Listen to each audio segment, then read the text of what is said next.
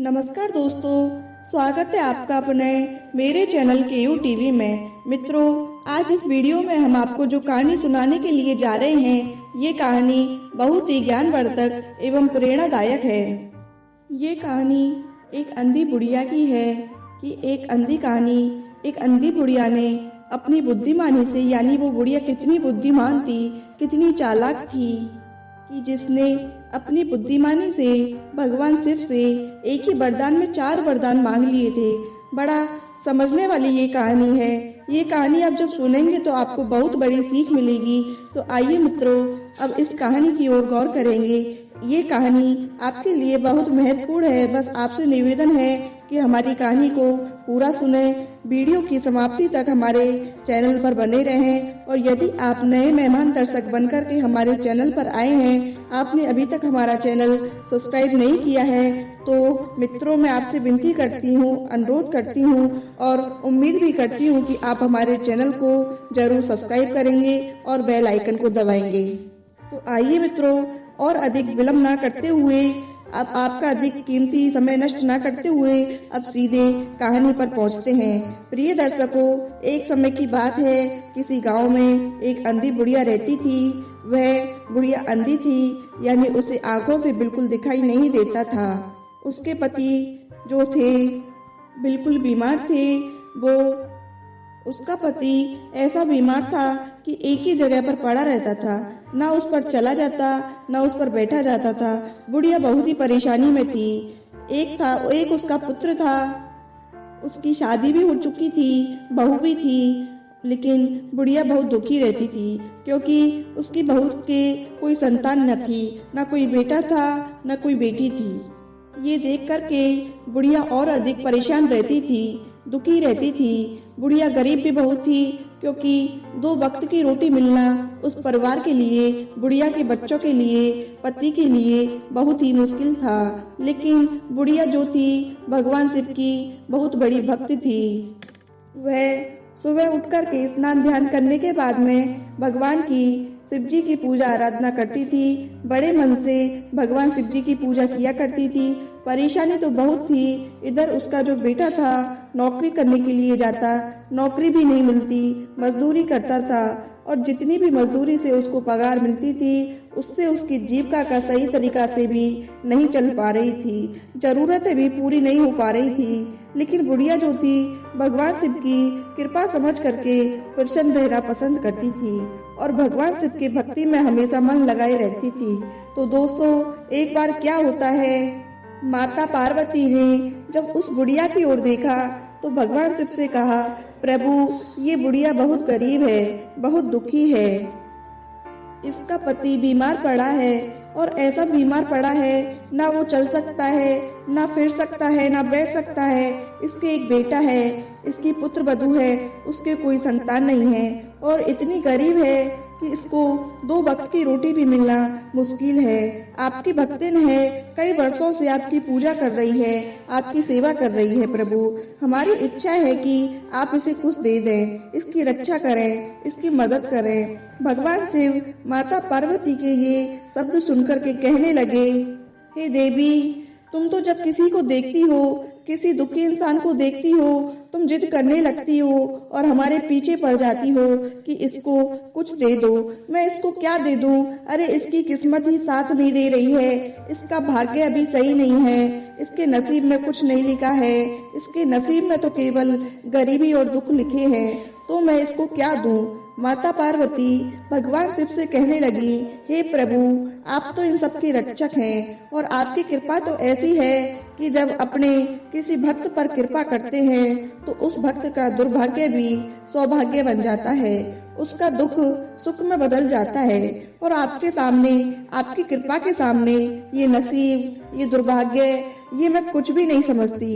हे प्रभु, आप इसकी रक्षा करो, हमारी बड़ी इच्छा है, उस गरीब भक्तिन की रक्षा करो, उसे कुछ दे दो। माता पार्वती के इस तरीका से कहने पर भगवान शिव कहने लगे, ठीक है देवी, जब तुम मान नहीं रही हो, जिद कर रही हो, तो मैं जाऊंगा और उनके लिए एक ही वरदान दूंगा। अगर एक वरदान में उन्होंने जो ले लिया वो मैं दे दूंगा, अगर नहीं ले पाए तो इसमें हमारी कोई हेड़क नहीं है, बस इससे आगे मैं कुछ नहीं कर सकता।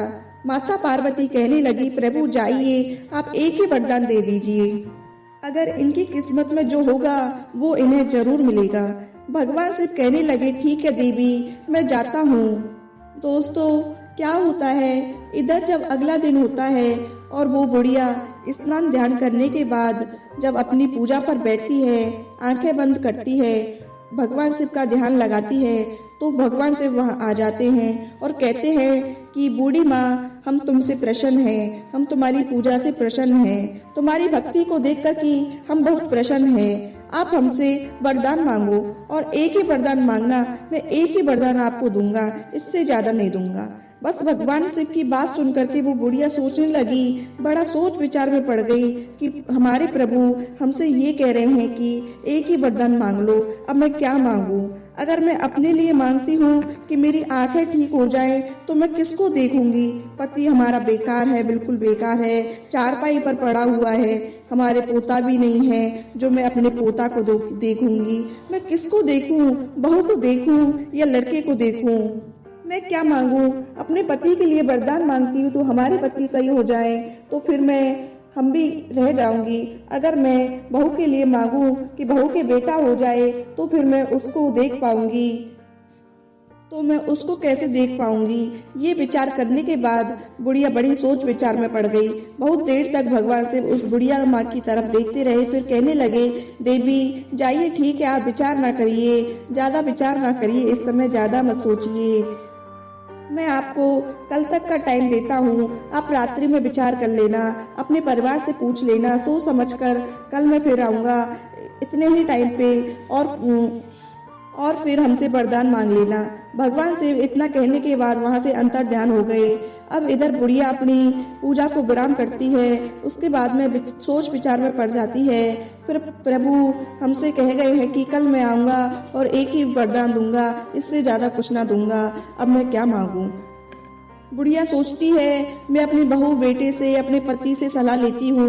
दोस्तों क्या होता है, वो बुढ़िया सबसे पहले अपने पति के पास जाती है। पति के पास में जब गई तो सारी बात बताई, सारी दास्तां सुनाई, भगवान शिव आए थे और एक ही वरदान के लिए कह गए हैं, तो मैं क्या मांगू? तो उसका पति कहने लगा, तुम हमारे लिए वरदान मांग लेना कि हमारा पति बिल्कुल ठीक हो जाए। अपने पति के ये शब्द सुनने के बाद में बुढ़िया वहाँ से चली जाती है, फिर अपनी बहू के पास में पहुँचती है और कहती है और सारी दास्तां सुनाती है और समझाती है कि मैं क्या मांगू, कल भगवान शिव आएंगे और एक वरदान के लिए कह गए हैं, अपनी राय हमें कुछ दो। तब बहू कहने लगी, सासू माँ, अगर भोले बाबा आए हैं तो मैं बहुत खुश हूँ, उनसे हमारे लिए एक बेटा मांग लेना, यानी अपने लिए पोता मांग लेना। अपनी बहू की ये बातें सुनने के बाद बुढ़िया वहाँ से चली जाती है, फिर अपने बेटे के पास जाती है और सारी दास्तां सुनाती है। बेटा कहने लगा कि माँ, तुम भगवान शिव से दौलत मांग लेना। दोस्तों तीनों लोगों की बात सुनने के बाद बूढ़ी माँ को कोई सही राह नहीं मिल पाई। उसके बाद में बूढ़ी माँ क्या करती है, पड़ोस में एक सहेली थी, अपनी सहेली के पास पहुँचती है और सारी दास्तां बताती है। भगवान शिव कल लाएंगे और एक वरदान के लिए कह रहे हैं, बहन मैं क्या करूँ, समझ नहीं आ रहा मैं क्या मांगू। मेरे पति अपने लिए सलामती मांग रहे हैं कि मैं अच्छा हो जाऊं, मैं बीमार ना रहूं। मेरी बहू अपने लिए बेटा मांग रही है और मेरा लड़का अपने लिए धन मांग रहा है, तो मैं क्या करूं, मेरे कुछ समझ नहीं आ रहा। मैं अंधी हूं, अपने लिए तो मैंने कुछ मांगा ही नहीं, अब मेरी समझ में नहीं आता मैं क्या मांगू। मैंने अपने लिए तो कुछ सोचा ही नहीं कि मैं अंधी हूँ, तो फिर मैं क्या करूँ। मेरे पति, मेरी बहू, मेरा बेटा इस तरीके से कह रहे हैं कि ये मांगो, लेकिन मेरी तो ये समझ में नहीं आता बहन मैं क्या मांगू। दोस्तों फिर उसकी सहेली उसे समझाती है कि तुम्हें यह कुछ भी मत मांगो, ना दौलत मांगो, ना अपने पति के लिए जो बीमार है उसके लिए सलामती मांगो, ना बहू के लिए बेटा मांगो, तुम जो अंधी हो ना अपने लिए आंखों की रोशनी मांगो। दोस्तों अपनी सहेली की ये बात सुनने के बाद बुढ़िया अपने घर चली जाती है और रात भर बुढ़िया सोच विचार में पड़ी रही कि कल फिर पूजा करूंगी तो भगवान शिव आएंगे, लेकिन मैं क्या मांगू, मेरी तो कुछ समझ में नहीं आ रहा है। दोस्तों क्या होता है, इस तरीके से सोच विचार में पूरी रात निकल जाती है। इधर जब सवेरा होता है फिर वही नित्य क्रिया के अनुसार बुढ़िया माँ उठती है, स्नान ध्यान करती है, अपनी पूजा को प्रारंभ करती है और जब आंख बंद करती है तो भगवान शिव वहाँ पर उपस्थित हो जाते हैं और कहते हैं, बूढ़ी माँ सोच विचार कर लिया हो तो, अपने परिवार से राय ले ली हो तो तो मांगिए, क्या मांगना चाहती हो। बुढ़िया बहू सोच विचार करने के बाद कहती है, प्रभु हम अपने पोते को सोने के पालने में पति को खिलाते हुए देखूं। बस प्रभु हमें एक वरदान दे दो। दोस्तों, बुढ़िया की ये बात सुनकर के भगवान बहुत प्रसन्न हुए और आश्चर्य में पड़ जाते हैं और विचार करते हैं, वाह बुढ़िया वाह, कितनी बुद्धिमानी से तूने हमसे वरदान मांगा है, कितनी अक्लमंद है तू। और प्रसन्न हो जाते हैं और आश्चर्य में पड़ जाते हैं।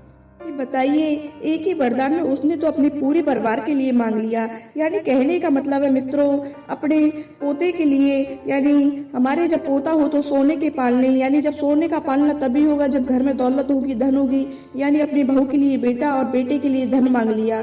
और पति को खिलाते हुए, यानी पति जब ही खिलाएगा जब वो बिल्कुल ठीक होगा, जब वो चारपाई पर पड़ा था बिल्कुल सही होगा, हस्त पुष्ट हो जाएगा, कोई बीमारी नहीं रहेगी, तभी वो उठेगा चलेगा, तभी तो अपने पोते को खिला पाएगा। अपने पति के लिए भी मांग लिया।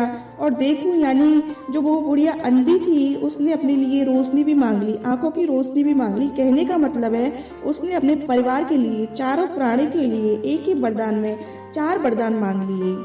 कितनी बुद्धिमान थी वो बुढ़िया। तो दोस्तों, भगवान से वरदान देने के बाद में वहां से अंतर ध्यान हो जाते हैं। इधर वही होता है, उसकी आंखों की रोशनी वापस आ जाती है, उसका पति भी बिल्कुल ठीक हो जाता है। और धीरे धीरे जब समय गुजरता है, उसके बहू के गर्भाधान भी हो जाता है। कुछ समय के बाद में एक बेटा जन्म लेता है और धीरे धीरे घर में दौलत भी आने लगती है। तो दोस्तों, भगवान शिव की कृपा ऐसी है, भगवान शिव यदि अपने भक्त पर कृपा करते हैं तो उसको सारे दुख दूर भाग जाते हैं और घर में सुख आने लगता है। दोस्तों, इस कहानी से हमें यह सीख भी मिलती है, अगर जहाँ से तुम्हें जो भी मिल रहा है, अगर कोई कुछ दे रहा है तो बड़ा विचार करके, सोच समझ करके उसको हासिल करना चाहिए, उसको मांगना चाहिए। अगर भगवान भी तुम्हें किसी भी रूप में देने के लिए आए हैं तो भी विचार करके ही मांगना, क्योंकि बिना सोचे समझे एकदम मांगने के लिए तैयार मत हो जाना, और नहीं तो कुछ नहीं ले पाओगे। तो दोस्तों, कैसी लगी आपको ये कहानी, अंधी बुढ़िया की कहानी? अगर ये कहानी आपको अच्छी लगी हो तो कमेंट बॉक्स में अपनी राय जरूर दें। अगर हो सके तो अपने मित्रों के साथ भी शेयर जरूर करें। धन्यवाद दोस्तों।